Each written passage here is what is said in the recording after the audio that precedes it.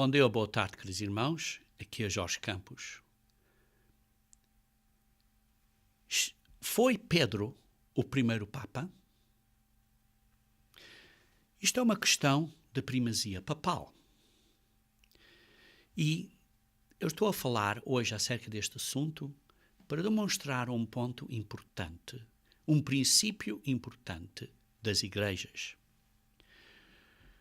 Uma das causas grandes de divisões nas igrejas, historicamente, tem sido ou doutrina, diferenças doutrinais, ou casos de situações acerca de pessoas, isto é, pessoas que não foram tratadas bem, e geralmente a causa desse problema é acerca de quem é o chefão, quem é a pessoa no controle dessa igreja. E este caso torna-se ainda mais sério quando juntam essas duas causas, isto é, fazem com que a situação desta pessoa estar a ser o chefão, ou de ser o chefão, fazem isso uma questão doutrinal. Isto é, uma questão de governo na igreja. E por isso dizem que existe o que eles chamam uma estrutura governamental de Deus. Por isso, fazermos um estudo acerca desta causa principal da falta de unificação nas chamadas igrejas cristãs vai ser um ponto educacional para todos nós. E por isso nós hoje queremos olhar a este grande tropeço, digamos assim, de unificação na igreja. Isto é, queremos observar a este ponto principal de discórdia em todos os diálogos ou conversas de unificação, sejam elas ecuménicos, entre a Igreja Católica e outras, ou seja o que for. Por exemplo, usando o exemplo da Igreja Católica, os católicos veem-se que é necessário que os outros grupos cristãos reconheçam a autoridade papal, do Papa. Para os outros não católicos, para se unificarem com a Igreja Católica, seria necessário eles satisfazerem essa necessidade posta pela Igreja Católica. Por isso, a primazia papal torna-se, digamos assim, um obstáculo principal no processo ecuménico. Mas o princípio que eu estou a falar aqui, queridos irmãos, é que certas igrejas, como por exemplo, estou a dar o exemplo da Igreja Católica, mas certas igrejas dizem, para me unificar com aquela igreja, esta pessoa tem que ser o chefão. Eu estou a falar deste princípio, que certos grupos de igrejas veem que certa pessoa tem que ser o chefão. E se essa pessoa, esse ser humano, não for ser o chefão, não pode haver unificação. Não podemos estarmos unidos com outros cristãos, com outros grupos cristãos. Isto é um princípio importante de compreendermos. A Igreja Católica baseia este princípio de supremacia papal no princípio de que Pedro esteve em Roma e que Pedro foi nomeado por Jesus Cristo como o chefe humano da Igreja do Novo Testamento. E por isso estamos aqui a ver um princípio importante. Na Igreja Católica, o caso é que um homem foi declarado como chefão. E hoje em dia, o Papa é simplesmente uma sucessão desse homem. Certas outras igrejas cristãs hoje em dia têm a mesma, digamos assim, o mesmo princípio. Este homem é o chefão. Os outros para haver unificação, as outras igrejas têm que concordar que este homem é o chefão. Estão a ver, por isso, aqui, este princípio. O princípio é que pessoas, ou certos grupos, ou certas igrejas, querem uma certa pessoa, um certo homem físico ao cimo da igreja. E entendem que isso é o que é necessário. E chamam então a isso a forma governamental de Deus. Por isso, é importante a nós vermos este princípio. Se de facto, por exemplo, como a Igreja Católica diz, Deus de facto apontou Pedro como, digamos assim, o líder da Igreja do Novo Testamento. E, ao mesmo tempo, vermos se de facto Pedro esteve em Roma. Porque os católicos dizem que Pedro esteve em Roma e que foi o bispo de Roma. Para começar, então, esse estudo, precisamos de ver, então, o que é que a Bíblia diz. O que é que a Bíblia diz? Não vamos ver o que fontes seculares dizem, vamos ver o que é que a Bíblia diz. E vamos, então, começar, primeiro, a entender onde é que Pedro esteve durante este período de cerca de 25 anos, do qual a Igreja Católica diz que Pedro esteve em Roma. Ora, a Igreja Católica diz que Pedro esteve em Roma entre cerca do ano 41 depois de Cristo a 66 depois de Cristo. Então vamos começar o nosso estudo por analisando o Gálatas, capítulo 1, versículo 18. Gálatas, capítulo 1, versículo 18. Ora, Gálatas foi escrito à volta do ano 52 a 53 depois de Cristo, isto é, cerca de 20 e poucos anos depois de Cristo, foi no ano 51 a 52, cerca de 20 e poucos anos depois de Cristo, e aí Paulo descreve que ele tinha ido a Jerusalém para ver Pedro cerca de 14 anos antes da Conferência de Jerusalém. Ora, a Conferência de Jerusalém, em Atos 15, foi no ano 49. E diz que Paulo diz que ele foi ver Pedro a Jerusalém cerca de 14 anos antes disso. Isso podem ver em Gálatas 1, versículo 18. Diz assim: decorridos 3 anos, então subi a Jerusalém para avistar-me com Pedro, isto é, Cefas ou Pedro, e permaneci com ele 15 dias. E por isso vê-se aí, inicialmente, que Paulo, no ano de cerca de 35 da era corrente, foi a Jerusalém para ver Pedro. Por isso, nesse período, ano 35 da era corrente, Pedro estava em Jerusalém. Depois, vê-se a situação de Atos 15. Atos 15 foi a conferência de Atos 15, se virarem aí Atos 15, faz favor, foi no ano 49 da era corrente, depois de Cristo.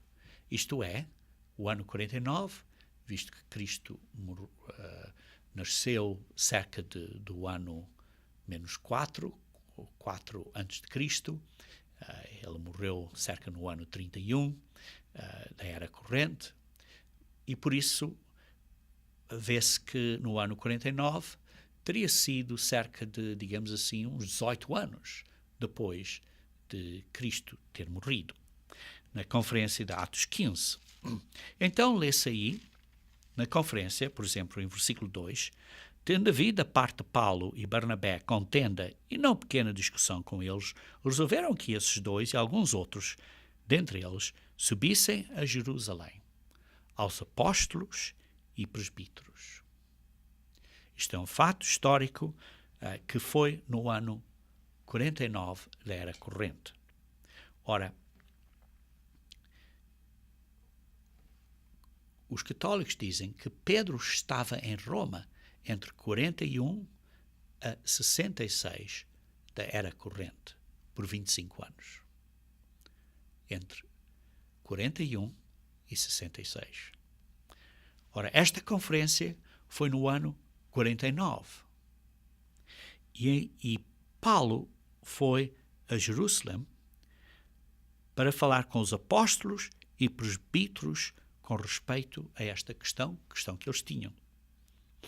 E então vê-se, por exemplo, no versículo 7, que houve um debate nessa reunião, digamos assim, nessa conferência, e Pedro tomou a palavra, e vê-se que Pedro estava lá. Paulo foi a Jerusalém e Pedro estava em Jerusalém. Por isso Pedro não estava em Roma. No ano 49, estava em Jerusalém. Depois vejam também em Gálatas capítulo 2, versículo 11. Gálatas capítulo 2, versículo 11. Algum tempo depois da conferência de Atos 15, Gálatas capítulo 2, versículo 11. Algum tempo depois disso, diz assim: quando, porém, Pedro veio a Antioquia, Cefas, isto é, Pedro veio a Antioquia, resisti-lhe face a face, porque se tornara repreensível. Ele corrigiu o Pedro. Pedro tinha ido a Antioquia pouco depois da conferência de Atos 15 e foi lá visitar o Paulo. Claramente, Pedro não estava em Roma. Isto foi cerca do ano 50. O ensino católico diz que Pedro devia de estar em Roma já por 10 anos. Nesse período de 25 anos já devia de estar lá ele por 10 anos. E ele, ou por quase 10 anos, e ele não estava lá, como se vê aqui. Depois veja-se também, aqui, por exemplo, em Gálatas capítulo 2, versículos 7 e 8. Diz assim: antes, pelo contrário, quando viram que o evangelho da incircuncisão me fora confiado, como a Pedro o da circuncisão.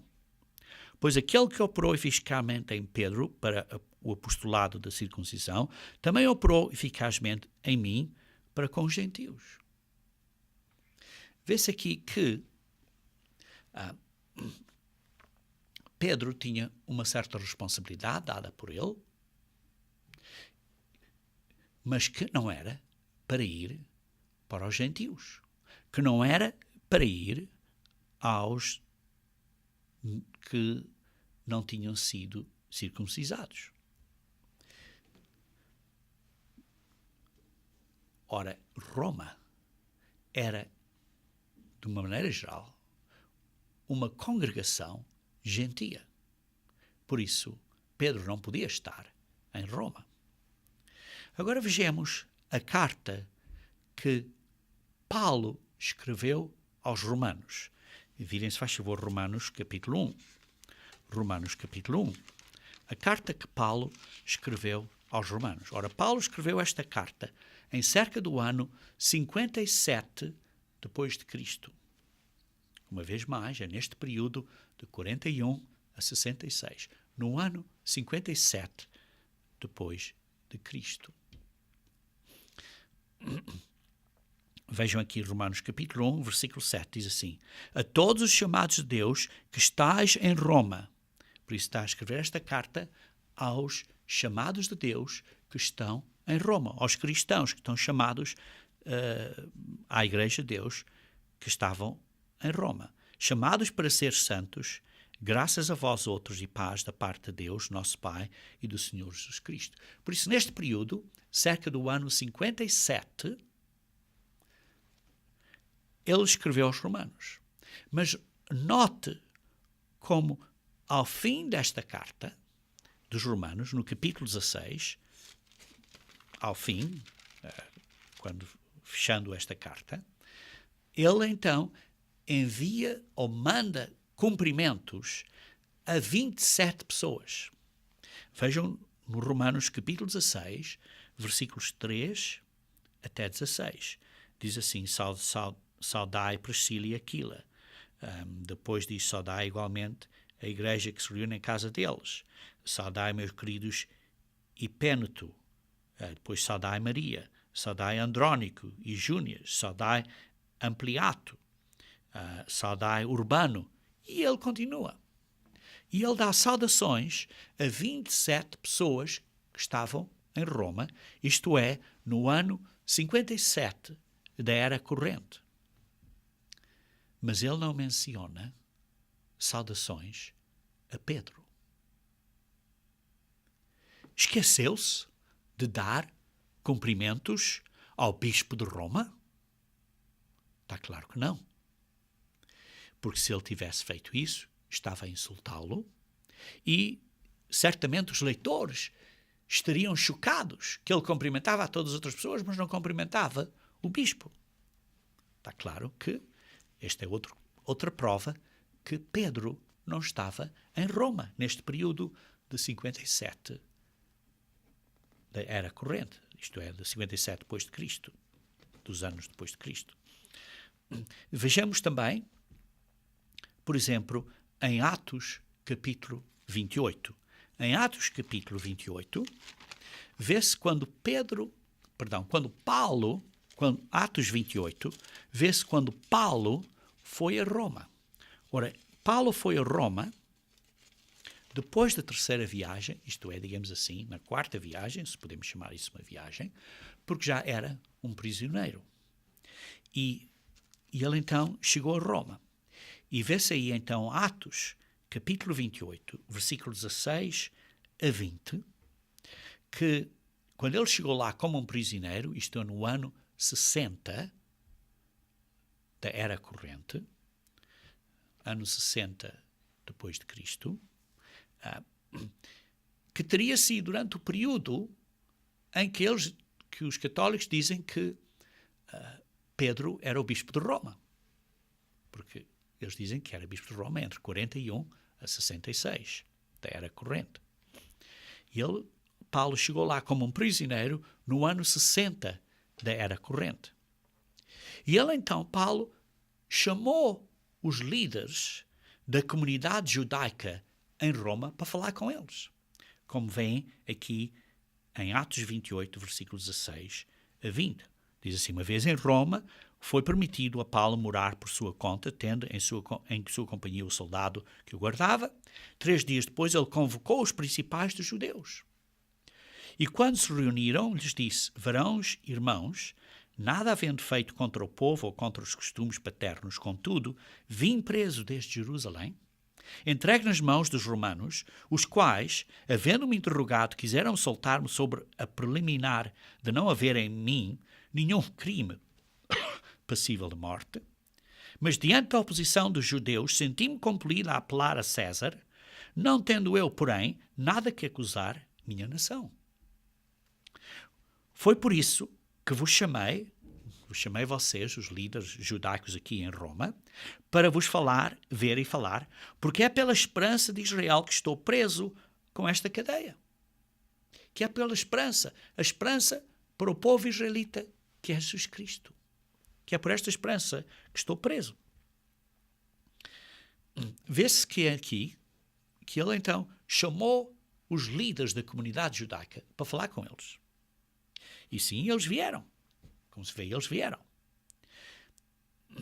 E vê-se aqui, no versículo 21 e 22, diz assim, então eles lhe disseram, nós não recebemos da Judeia nenhuma carta que te dissesse respeito. Também não veio qualquer dos irmãos que nos anunciasse ou dissesse de ti mal algum.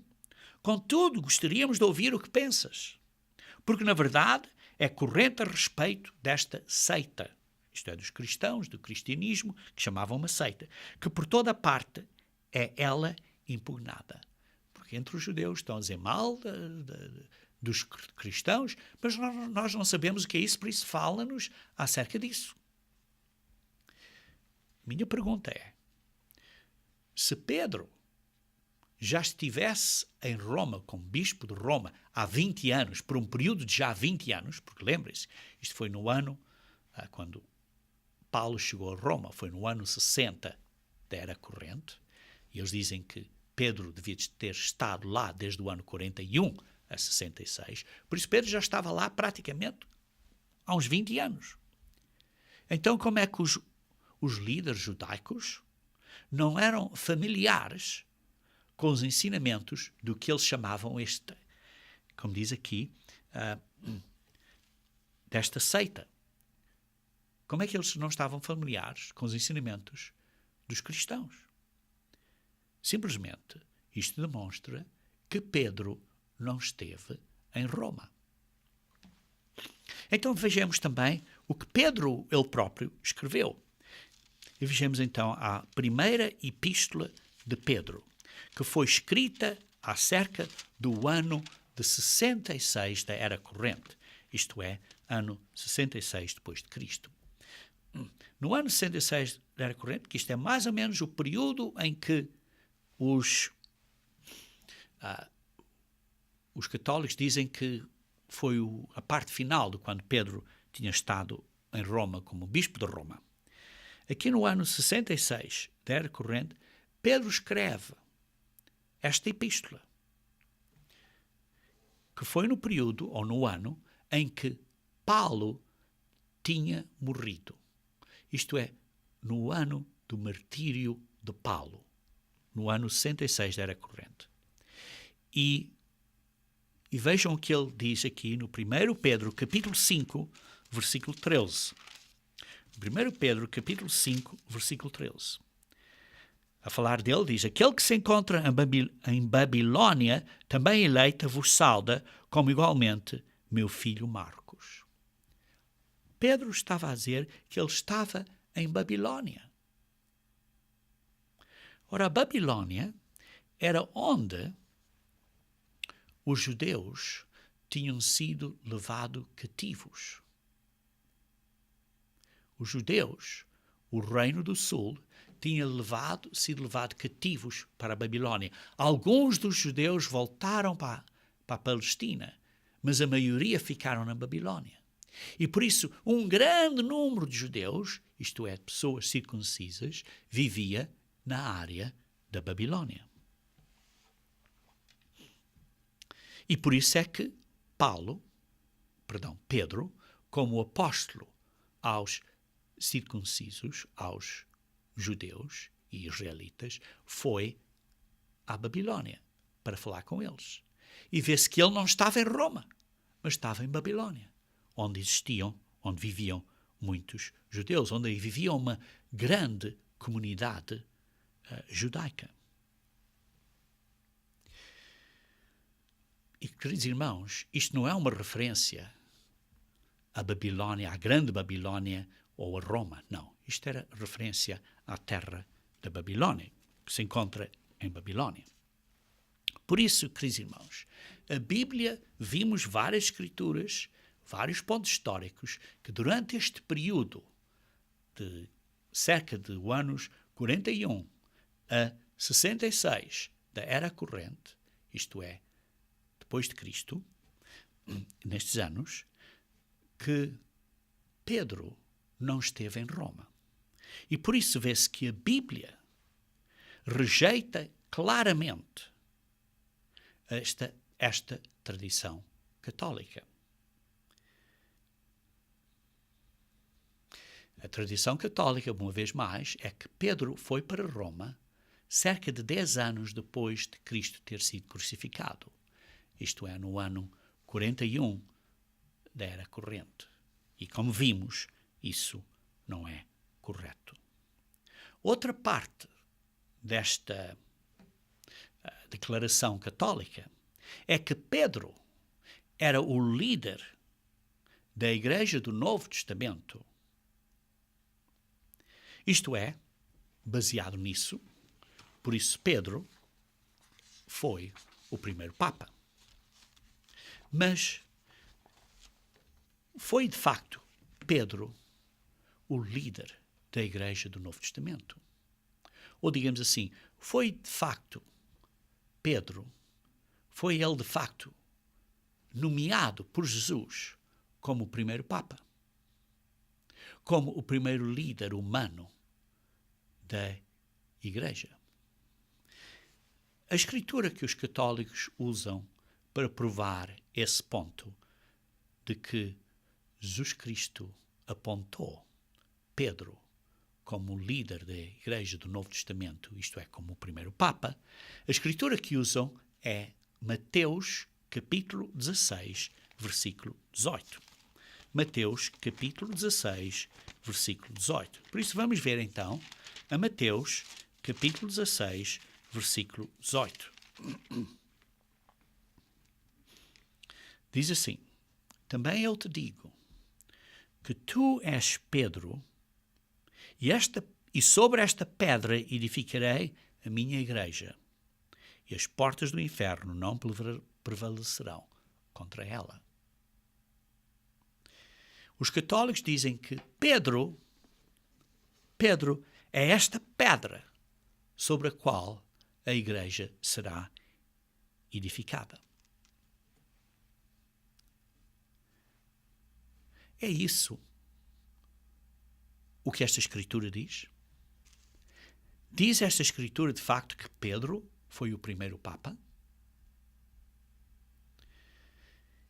Ou de outra maneira de perguntar, será que Jesus então instituiu uma estrutura piramidal, um tipo de uma pirâmide, dentro da sua igreja, com um homem ao topo, ao cimo, como o chefão?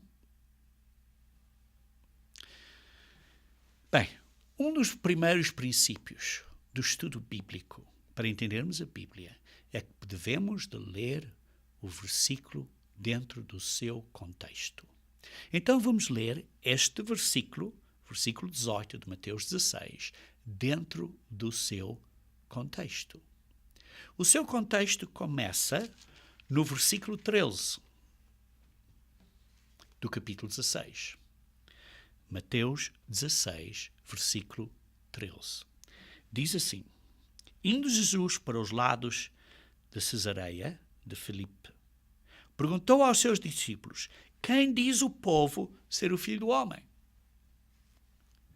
Jesus Cristo perguntou aos discípulos: quem é que as pessoas dizem que eu, Jesus Cristo, sou? É o que ele estava a perguntar. Quem é que as pessoas dizem que eu sou? E eles responderam: bem, uns dizem que és João Batista, outros dizem que és Elias, e outros dizem que és Jeremias, e outros dizem que és algum dos profetas. Então Jesus Cristo perguntou: mas vocês? Mas vós, continuou ele, quem dizeis que eu sou? Quem é que vocês dizem que eu sou? Então Simão Pedro, respondeu, dizendo: tu és o Cristo, o Filho do Deus vivo. Versículo 17. Então Jesus lhe afirmou: bem-aventurado és, Simão Bar-Jonas, porque não foi carne e sangue que te revelaram, mas o meu Pai que está nos céus. Vê-se aqui, foi uma confissão de fé de Pedro. Pedro deu a sua confissão da fé. E a confissão da fé dele é que ele tinha fé que Jesus Cristo, como ele diz aqui, Jesus Cristo era o Filho de Deus vivo. Isto foi a confissão da fé de Pedro. Ele deu esta confissão de fé. E este texto, no versículo 18, seguindo esta confissão de fé, Jesus Cristo respondeu assim desta maneira. E imaginem pensem como Jesus Cristo tenha talvez gesticulado a Pedro. E diz assim: também eu te digo que tu, Pedro, és Pedro, tu. E sobre esta pedra edificarei a minha igreja. Tu és Pedro, mas sobre esta pedra edificarei a minha igreja. Imaginem que a gesticulação de Jesus Cristo teria sido desta maneira. Porque, ao fim de contas, quando diz assim, também te digo que tu és Pedro, a palavra Pedro no grego aqui é Petros, pedrinha. Tu és, Pedro, tu és uma pedrinha, és uma pedra. Mas sobre esta pedra, no grego, é Petra, que é uma rocha. Sobre esta rocha, sobre esta, digamos assim, rocha angular, edificarei a minha igreja. Algumas pessoas dizem, não, mas isto, eles estavam a falar em aramaico e por isso não há esta diferença. Mas o ponto é que isto foi escrito em grego. O Novo Testamento foi preservado para nós em grego. E no manuscrito existe essa diferença. Tu és uma pedrinha, uma pedra. Mas és Pedro, és uma pedra, uma pedrinha. Pedro, uma pedrinha. Mas sobre esta pedra, esta rocha, Jesus Cristo apontando-se a si mesmo, edificarei a minha igreja. Jesus Cristo estava a responder à confissão de fé de Pedro. A confissão de fé de Pedro foi: sim, eu acredito que tu és Cristo, o Filho de Deus vivo. E então Jesus disse: sim, foi o Pai que te deu esse conhecimento, mas deixa-me dizer mais, deixa-me responder à tua fé, que tu és uma pedra neste fundamento da Igreja de Deus, és uma pedra, como os outros apóstolos são pedras no fundamento da Igreja de Deus, mas eu, Cristo, sou a pedra angular da Igreja de Deus que eu estou a fundar. Jesus Cristo, então, digamos assim, complementou a confissão da fé de Pedro. Ora, deixem-me fazer uma outra pergunta. Foi isso, então, o que Pedro entendeu? Pedro, de facto, entendeu que Pedro, era uma rocha, ou Pedro entendeu que Jesus Cristo era a rocha? Ora, vejamos quando Pedro esteve a falar ao Sinédrio. Quando Pedro esteve a falar ao Sinédrio, depois de Cristo ter morrido, Pedro enfatizou que a igreja estava a ser edificada na rocha, e esta rocha era Cristo. Pedro entendeu que a rocha era Cristo, não era ele. Vejam comigo em Atos, capítulo 4, versículo 8 a 12. Atos, capítulo 4, versículo 8 a 12.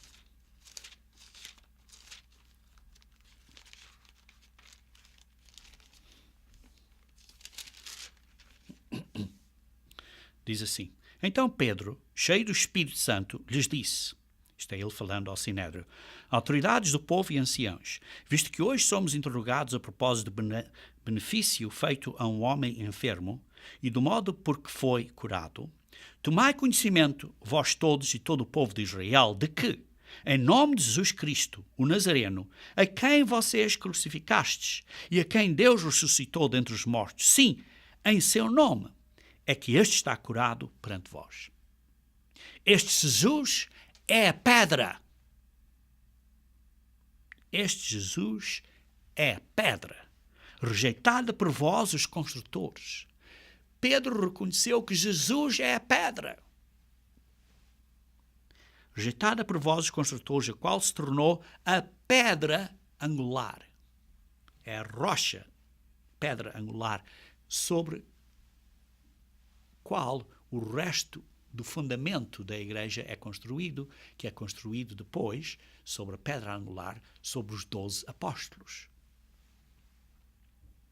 E não há salvação em nenhum outro, porque abaixo do céu não existe nenhum outro nome dado entre os homens pelo qual importa que sejamos salvos. Por isso vemos que Pedro entendeu muito bem que Jesus Cristo era a pedra, a rocha, sob a qual a igreja era edificada.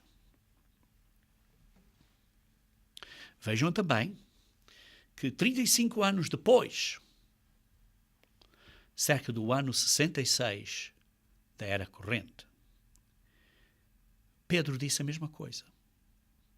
A sua ideia não se tinha mudado. Em 1 Pedro capítulo 2, versículo 4 a 8. 1 Pedro capítulo 2, versículo 4 a 8.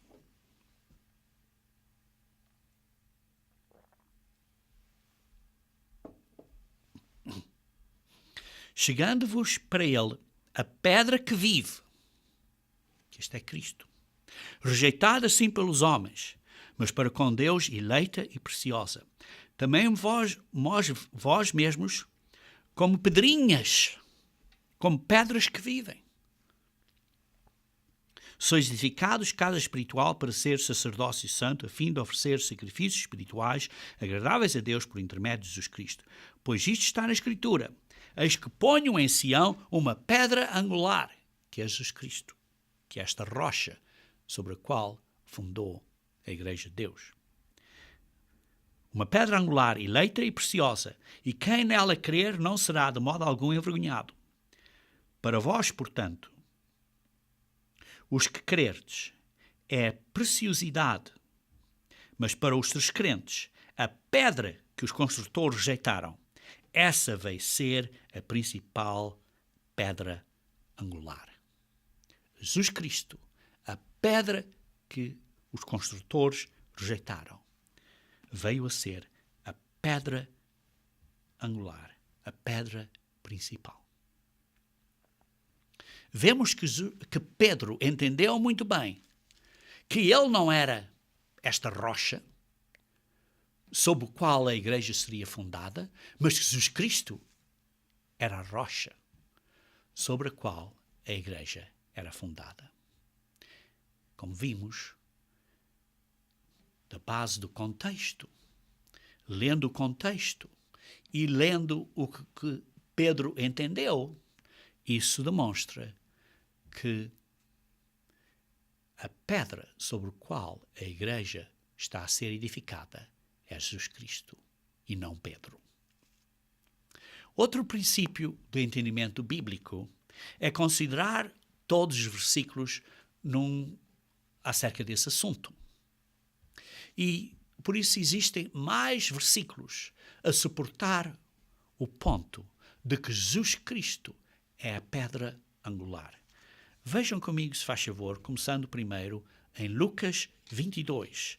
Lucas 22, versículo 24 a 27. Lucas 22, 24 a 27. Lucas 22, 24 a 27.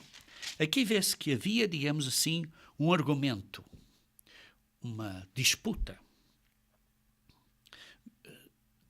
durante a própria noite da Páscoa entre os apóstolos, para saber qual deles era o maior, qual deles era o chefão. Ora, se Jesus Cristo tivesse feito Pedro o chefão uns dias antes, ou uns meses antes, não haveria problema nenhum. Bastava Jesus Cristo dizer, olha, o chefão é Pedro.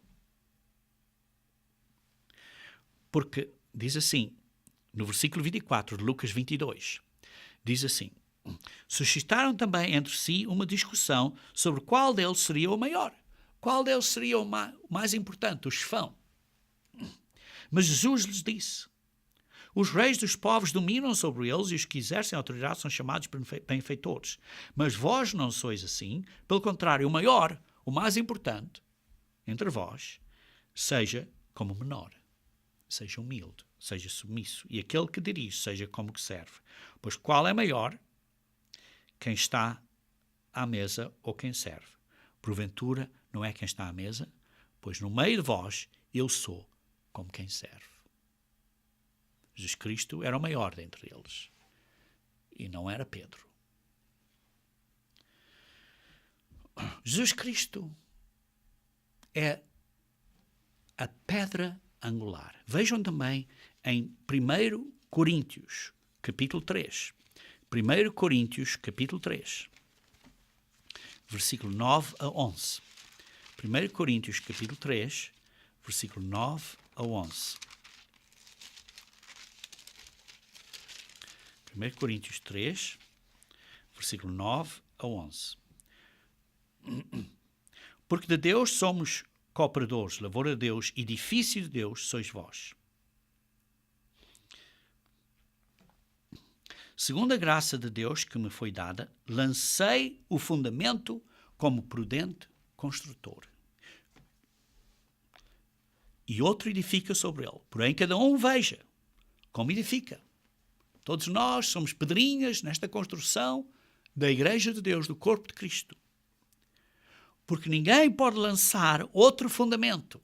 Ninguém pode lançar outra base fundamental, além do que foi posto, o qual é Jesus Cristo. O fundamento, a pedra angular, a rocha principal é Jesus Cristo. Ele é o líder da igreja.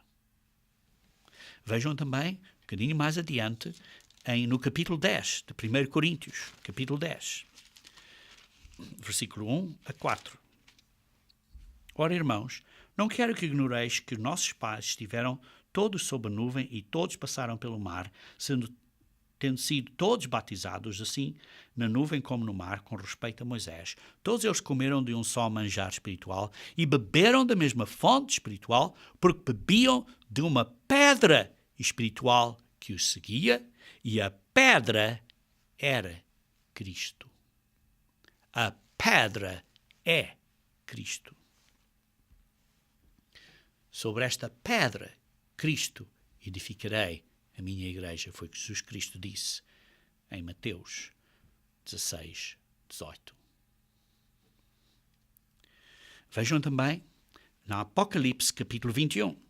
Na Apocalipse capítulo 21, ao fim do livro, diz assim, Apocalipse 21, versículo 14. Diz assim, a muralha da cidade tinha 12 fundamentos. Isto é, a Nova Jerusalém tinha 12 fundamentos. E estavam sobre estes os 12 nomes dos 12 apóstolos do Cordeiro. Os 12 apóstolos eram vistos como um grupo, simbólicos da fundação da igreja. Mas a pedra angular é Cristo. Sobre ele, os 12 apóstolos são parte do fundamento da igreja.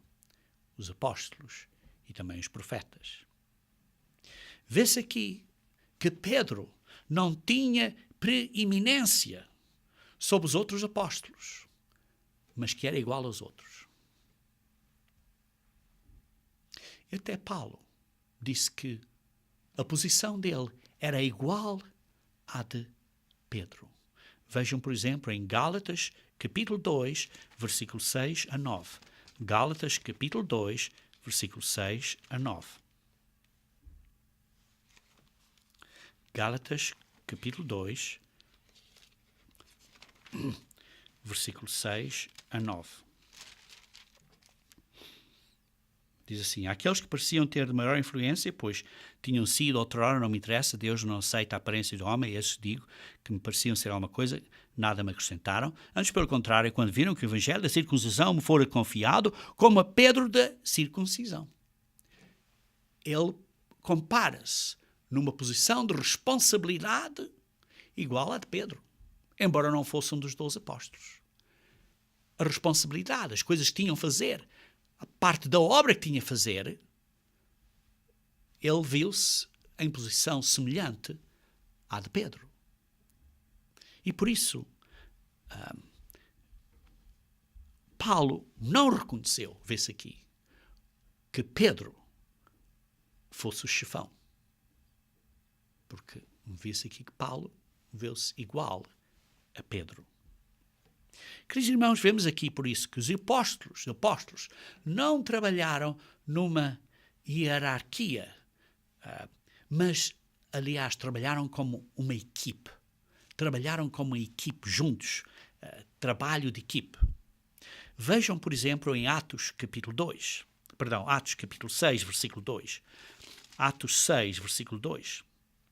Diz assim: Então os 12 convocaram a comunidade dos discípulos e disseram, porque eles viram que havia necessidade de terem diáconos. Então os 12, não foi Pedro que fez essa decisão, foram os 12, como uma equipe, como um time, trabalharam como este time, como esta equipe. Convocaram a comunidade dos discípulos e disseram, e por isso vê-se que trabalharam juntos. Irmãos, escolhei entre vós e todos, e então agradeu. E no versículo 6, apresentaram-nos perante os apóstolos, e estes, os apóstolos, os 12, orando, lhes impuseram as mãos. Vê-se que os apóstolos, então, conjuntamente, trabalhando como uma equipe, não foi Pedro, como chefão, que fez uma decisão aqui. Pedro foi um deles, dos 12, mas trabalharam como uma equipe. Vejam um bocadinho mais tarde, no capítulo 8, versículo 14. No capítulo 8 de Atos, versículo 14. Diz assim, ouvindo os apóstolos que estavam em Jerusalém, que Samara recebera a palavra de Deus, os apóstolos que ouviram que a Samara tinha recebido a palavra de Deus através de Filipe, que tinha sido declarado como um diácono, e então eles precisavam que o ministro fosse lá para os impor as mãos, para poderem receber o Espírito Santo. Então os apóstolos, o grupo de 12, enviaram Pedro e João. Os 12 decidiram enviar Pedro e João. Não foi Pedro que fez essa decisão, foi os 12. E Pedro submeteu-se, foi enviado pelos seus colegas. Vê-se aqui outro ponto, que Pedro não foi o chefão. Vejam também em Atos, capítulo 15. Isto foi na conferência de Jerusalém. Atos, capítulo 15. Havia esta situação, e então, diz assim no versículo 2, havia esta situação de que diziam que se não fossem circuncidados não podiam ser verdadeiros cristãos, não podiam ser salvos. E então, por causa dessa questão, tendo havido a parte de Paulo e Barnabé contendem não pequena discussão, vê-se aqui no versículo 2, resolveram que estes dois fossem a Jerusalém aos apóstolos e presbíteros, aos apóstolos e aos anciões. Foram aos apóstolos e aos anciões para fazerem uma decisão. Não foi a Pedro para fazer uma decisão. Foram aos apóstolos e aos anciões para fazer uma decisão conjunta, como um grupo, através, digamos assim, de uma conferência geral de anciões.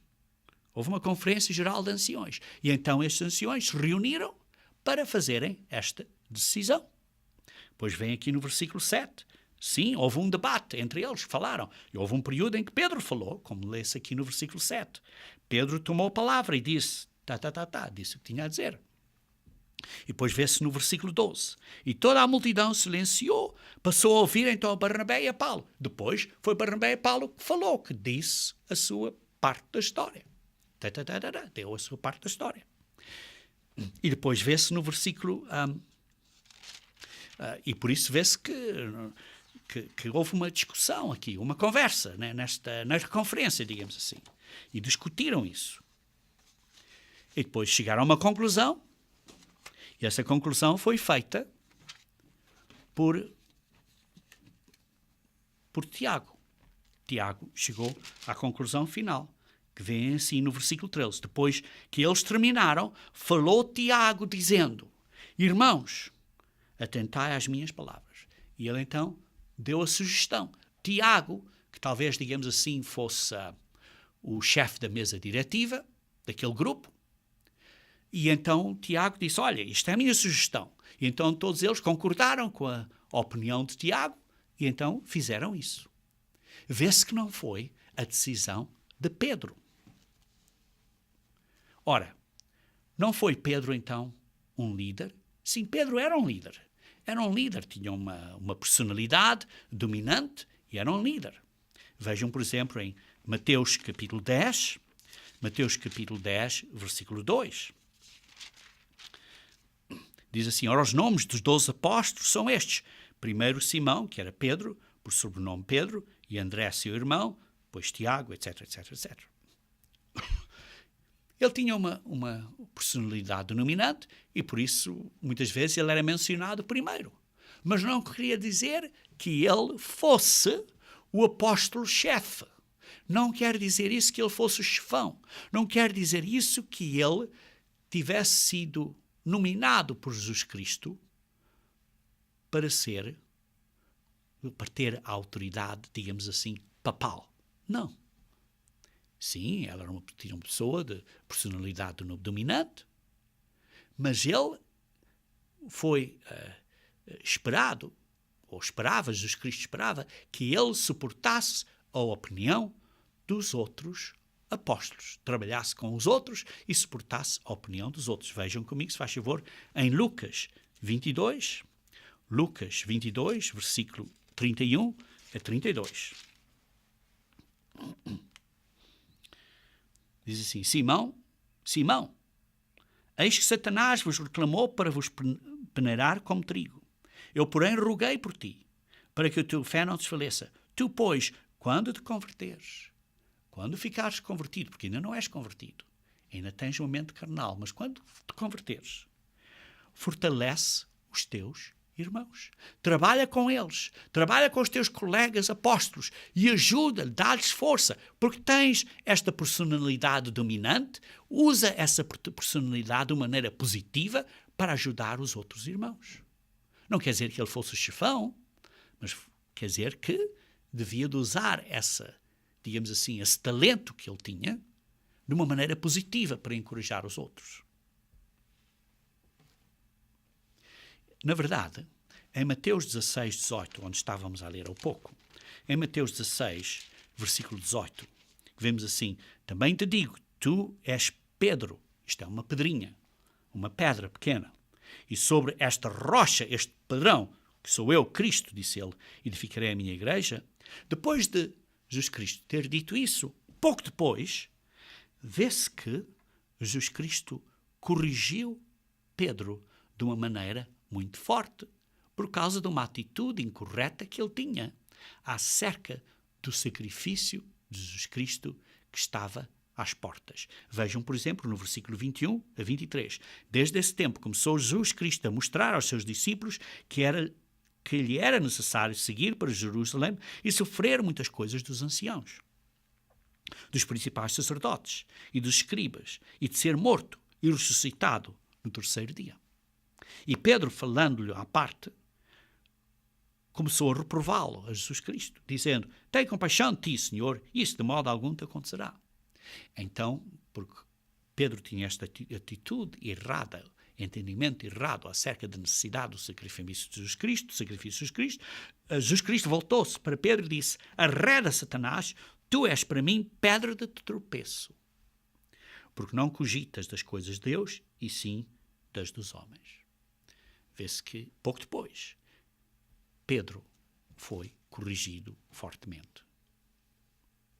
Vê-se aqui, queridos irmãos, que Pedro, sim, de facto, tinha uma personalidade dominante. Mas Pedro não foi dado nenhuma autoridade de governar sobre as outras pessoas, de render alguma autoridade sobre os outros, alguma autoridade governamental ou de julgamento sobre os outros.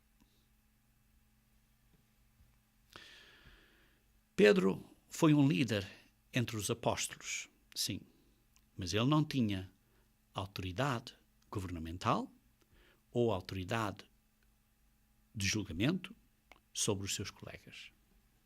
Ele foi muito respeitado, mas ele não era o apóstolo-chefe. Ele não era o chefão. Jesus Cristo usou Pedro para pregar, para dar a pregação do grande primeiro sermão no dia de Pentecostes, como vem em Atos 2. Jesus Cristo usou Pedro para curar o homem coxo fora do templo, como leem em Atos 3.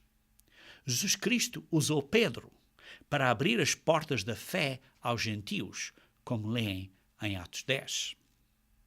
Mas você não vê Pedro a dar ordens aos outros apóstolos no Novo Testamento. Ou você não vê Pedro a enviar os outros apóstolos em certas missões. Ou você não vê Pedro a ter as outras pessoas sobre o seu domínio ou a se assenhorar. Não vemos Pedro em nenhuma destas posições. Mas vemos que, como vimos pelas Escrituras aqui, pelo estudo bíblico vimos que na Bíblia vê-se que Pedro nunca foi a Roma. E vimos também que Pedro não foi o chefão na igreja do Novo Testamento. Mas vemos que entre os apóstolos do Novo Testamento, eles todos trabalhavam em equipe.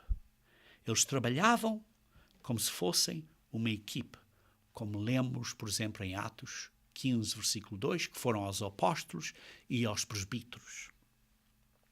Na verdade, o próprio Pedro disse, vejam comigo, em 1 Pedro, capítulo 5, o próprio Pedro disse o seguinte, 1 Pedro, capítulo 5. 1 Pedro, capítulo 5, versículo 1, diz assim, rogo, pois, aos presbíteros que há entre vós. Sim, estou a rogar aos anciões, aos ministros que há entre vós, aos ministros da igreja que há entre vós. Eu, presbítero, como vocês, como eles. E testemunha dos sofrimentos de Cristo, e ainda com a participação de tanta glória que há de ser revelada. Pastoreai o rebanho de Deus. Sejam pastores, sejam serventes. Tenham cuidado com o rebanho. Eu sou um presbítero como vós. E depois vejam um bocadinho mais adiante. Diz assim, rogo igualmente aos jovens. Isto é aos jovens ministros, aos novos ministros, aos ministros mais novos, aos jovens. Sede submissos aos que são mais velhos. Outro sim, no trato de uns com os outros, cingi-vos todos de humildade. Como ministros, como anciãos, como presbíteros na igreja. Cingi-vos todos de humildade. Porque Deus resiste aos soberbos, contudo, aos humildes concede a sua graça. Queridos irmãos, vê-se aqui que Pedro sublinhou a importância de todos os anciões serem submissos uns aos outros. Não é que um seja um chefão, mas dentro da igreja de Deus precisam de submeter uns aos outros e trabalharem como uma equipe. O conceito de que há uma certa forma governamental de Deus, em que um homem está no topo, que um homem é o chefão, não é encontrado na igreja do Novo Testamento.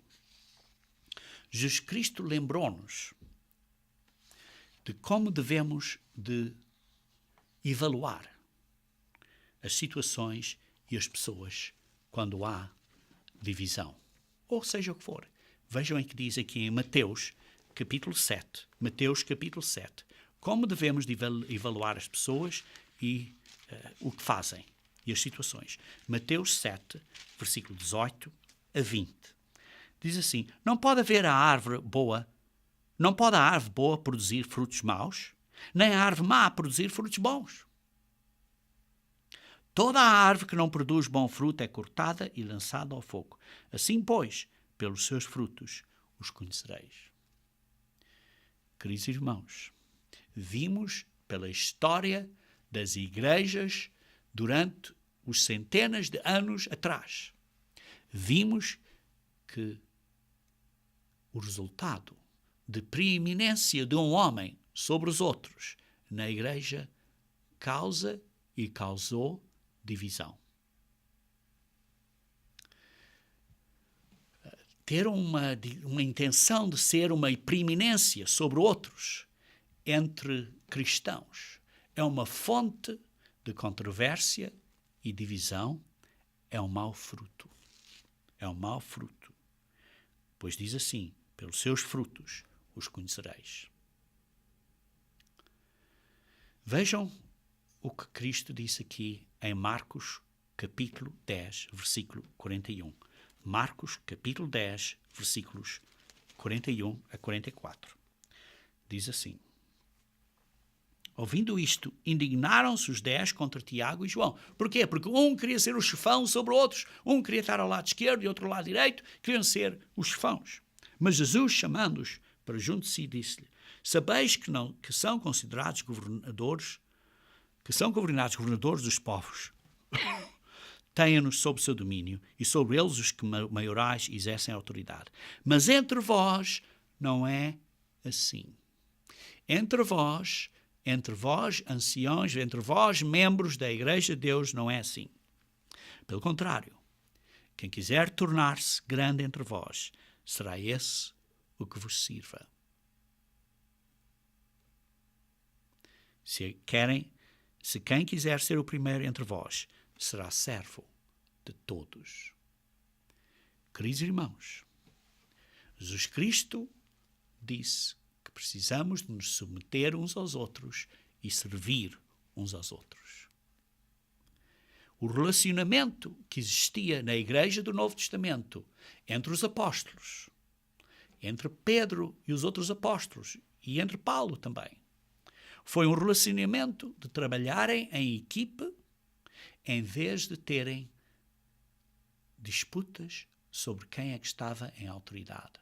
Sim, tiveram isso antes de Cristo morrer, mas uma vez que se arrependeram e ficaram verdadeiros cristãos, entenderam que não deviam de fazer isso. E por isso vê-se na história da Igreja do Novo Testamento que foi uma de submissão de uns aos outros. Jesus Cristo é a rocha, é a pedra angular, em cima do qual, ou da qual, a Igreja é edificada. Jesus Cristo é o cabeça da Igreja. Não é nenhum homem. Não é nenhum homem chefão. Jesus Cristo é o cabeça. O caminho para a unidade e para a unificação e para a edificação da Igreja é através de cooperação e trabalho em equipe.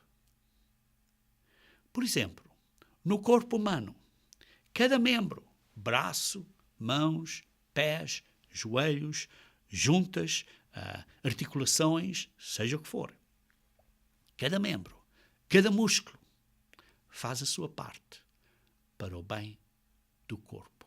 Nenhum deles é o chefão. Nenhum deles é o chefão. Todos eles se submetem à cabeça.